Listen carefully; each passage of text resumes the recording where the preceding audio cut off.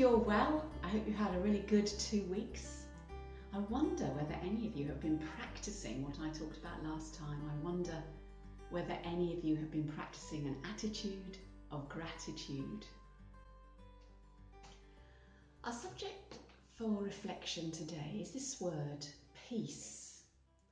I wonder what you think of, what other words you might think of when you think of peace. I've come up with some words here. Have a look at them as they appear on the screen. I'm guessing that you know what all these words mean. We think of all these things, don't we, when we think of peace. It might be that you also think of no war. But you know what I think is quite an interesting thing about thinking about peace is that we often think in order to have peace, I need everything around me to be all calm and content and gentle. But it never is it? And so I think there's another secret to peace. I wonder, do any of you ever go swimming? Do you ever go to one of those pools that has a fountain in it that kind of pummels water down at you? When my children were young, we used to go to Butlins quite a lot, and in the Butlins swimming pools, they have these water fountains, a bit like this picture that I'm showing you now. When you stand under it, it's so heavy, it almost hurts. It's like it's pummeling you. Some people say it's like a massage on you. And we used to play a competition of how long you could stand under it and be okay. But me and my children, we discovered an interesting thing. If you get right into the middle of the fountain, right where that pole is in the middle, there's no water falling on you at all. You're in the middle of this incredible storm of water, but where you are, there is no water at all. And I think that's quite an interesting idea. Do you know who this lady is? I hope you do. Mother Teresa, one of the most famous people in the world, I guess. And the thing that she's most famous for is peace. She was seen as the bringer of peace, this incredibly strong, very small woman. Apparently she was under 5 foot tall. So some of you year 5s and 6s, I think she probably was about the same height of some of the tallest of you. But she was powerful. The funny thing was, though, she wasn't powerful as in loud, bossy.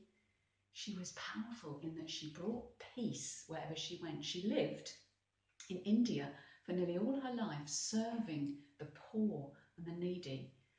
And she was famous for bringing peace where there was no peace. In fact, she was awarded the most famous prize that we give to people with regard to peace. She was offered the Nobel Peace Prize.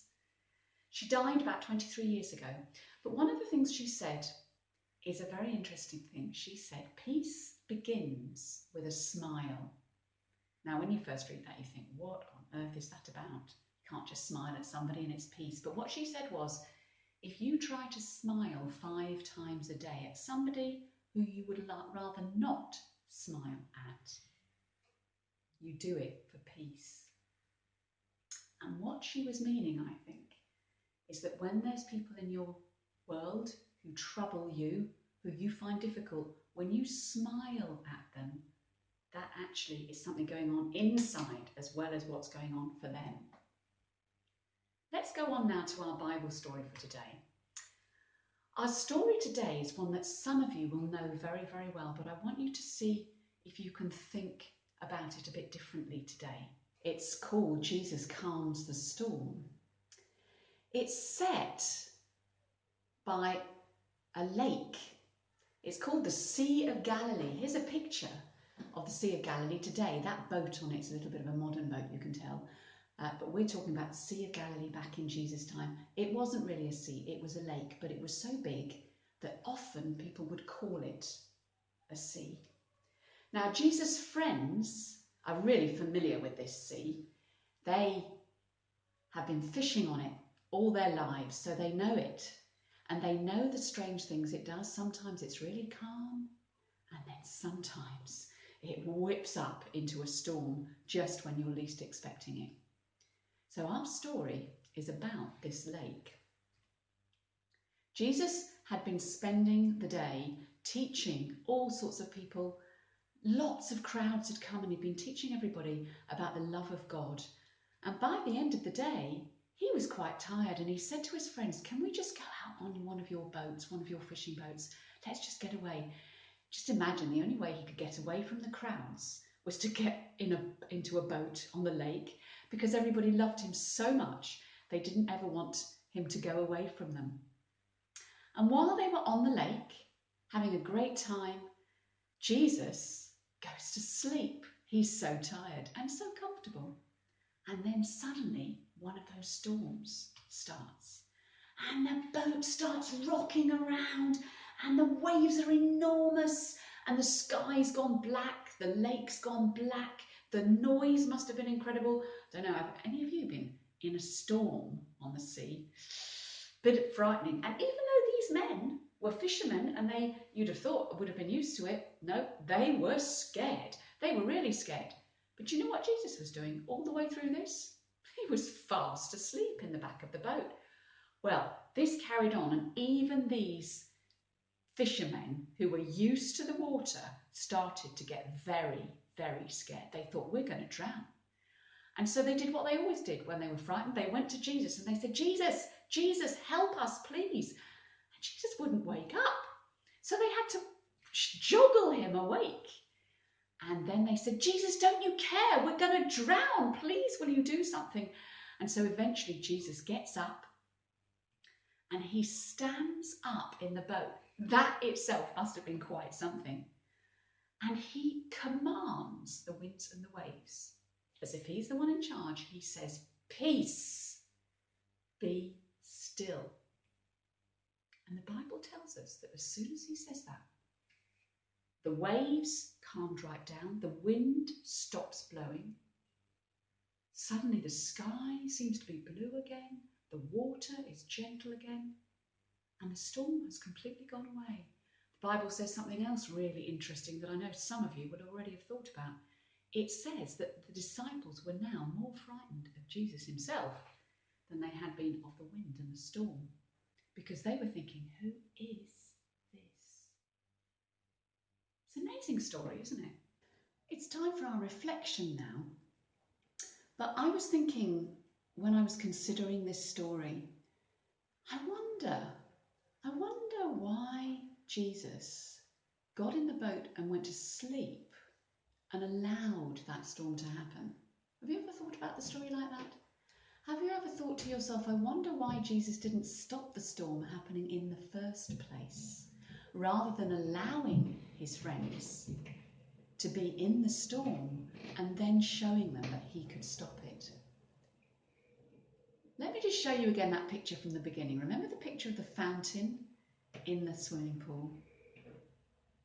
I wonder whether we need to be the sort of people that can have storms going on around us, but we can manage somehow to have peace in our hearts. I sometimes think with this story that actually it's a bit like our lives. Our boat is our life, and sometimes our boat gets into storms, doesn't it? Sometimes things happen that are really hard. There might be storms going on in your life right now. People that are close to you, people that you love, who are fighting and shouting at each other. Friends that the relationship's not going so well at the moment. Things happen that are like storms. Sometimes our fear can be like a storm.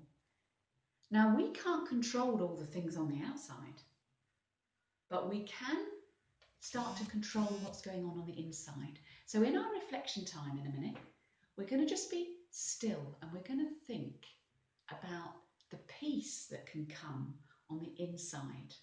Christians believe that God can give you that peace, that he is there all the time. Like Jesus was in the boat, they just needed to ask him and trust him. So it could be that that's what you've got to do. It could be that you've got to smile, like Mother Teresa says, but smile first at yourself and think, yes, it's okay. And then that will give us strength for the peace on the outside. let's have our couple of minutes now, just quiet, a little time for you to think about these things.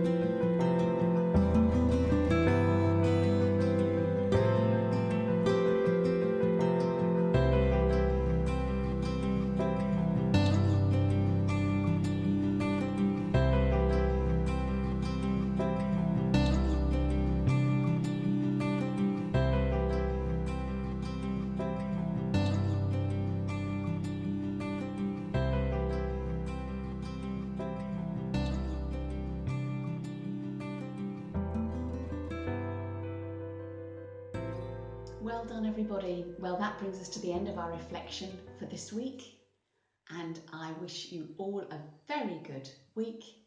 Lots of love, and I'll see you again soon. Bye.